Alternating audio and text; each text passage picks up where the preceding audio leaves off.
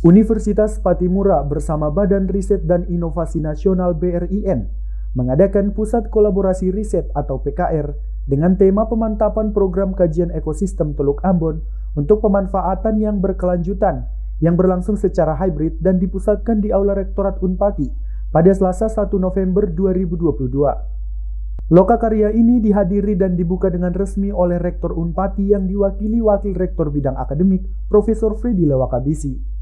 Hadir juga Kepala Bapeda Provinsi Maluku Anton Lailosa, Kepala Litbang Bapeda Kota Ambon Enrico Matita Putih, Dekan FPIK Dr. Yoiselo Pulalan, Ketua Panitia Dr. Gino Limon, para undangan dan peserta lokakarya.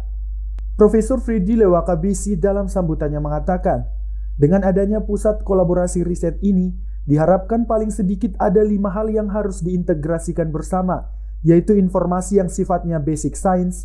Hasil riset ini dapat mengembangkan ketahanan pangan melalui perikanan, berkontribusi untuk mendapatkan ide-ide untuk menemukan obat-obatan, dapat mengetahui potensi pariwisata dan mengetahui pengamalan kewirausahaan di masyarakat. Dengan pembentukan pusat kolaborasi riset ini, kita berharap paling kurang ada 5 hal yang bisa diintegrasikan. Yang pertama, pusat kolaborasi riset ini betul-betul bisa mendapatkan data informasi yang sifatnya basic science, ilmu-ilmu dasar yang betul-betul terintegrasi dalam riset ini dan dengannya bermanfaat untuk bisa dipublikasikan baik di jurnal-jurnal artikel nasional, internasional maupun bereputasi, dan ini bisa dipakai sebagai data informasi untuk pengambilan keputusan. Yang kedua, dari riset ini, dari pola riset ini berharap bisa menonjolkan kemampuan kita dengan hasil riset ini, bagaimana kemungkinan untuk mengembangkan ketahanan pangan melalui perikanan. Karena kita tahu bahwa kalau perikanan tangkap kita itu potensinya lebih kecil dari potensi perikanan budidaya, kalau saya tidak salah, ya, di Indonesia perikanan tangkapnya lebih kecil potensinya, tetapi perikanan tangkap itu lebih banyak dieksploitasi, sementara potensi perikanan budidaya itu lebih besar tetapi belum dimanfaatkan dengan baik. Mungkin dengan riset ini juga Teluk Ambon bisa dikaji peluang-peluang tersebut yang bisa memberikan kemungkinan baik bagi penguatan ketahanan pangan melalui potensi perikanan dan kelautan di sekitar pesisir kita, tetapi juga dengan riset ini hal ketiga yang ingin kami sampaikan yaitu bisa memberikan kontribusi bagi sumber daya yang ada untuk potensi obat-obatan misalnya, untuk kesehatan gitu. Jadi kita bisa riset ke arah itu. Yang keempat, dengan riset ini kita bisa tahu betul potensi pariwisata kita di Teluk ini seperti apa, dan ini bisa dikembangkan lebih jauh.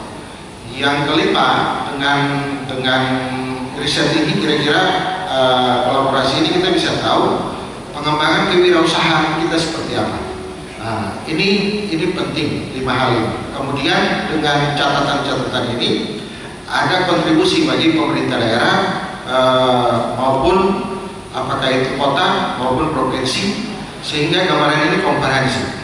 Sementara Kepala Bapeda Provinsi Maluku Anton Lailosa mengatakan, kegiatan ini sangat bermanfaat, di mana pemerintah memerlukan masukan-masukan dari sisi sains yang mendalam dan cukup ilmiah, dan kemudian dikolaborasikan dalam suatu pemahaman konferensif untuk mengambil kebijakan.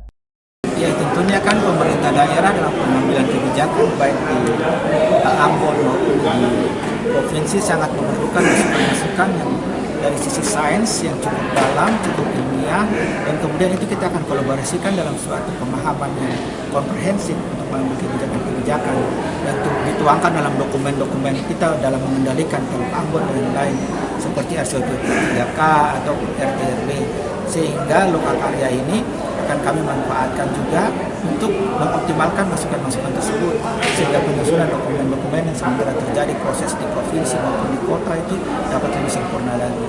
Selanjutnya, lokakarya itu diisi dengan pemaparan materi oleh 3 orang narasumber, yakni Irmawati dari Direktorat Pendanaan Riset dan Inovasi yang hadir via Zoom dengan materi berjudul Fasilitas dan Pendanaan Riset dan Inovasi Pengembangan Pusat Kolaborasi Riset PKR tahun 2022. Kemudian Dr. Gino Limon dengan materi berjudul Pusat Kolaborasi Riset Ekosistem Perairan Kawasan Indonesia Timur, dan Augie Syahaila Tua dengan judul materi Capaian Riset dan Status Terkini Ekosistem Teluk Ambon. Kegiatan lokakarya ini nantinya akan berlangsung selama 2 hari, mulai dari hari ini dan berakhir di 2 November mendatang. Robert Sidabalok melaporkan.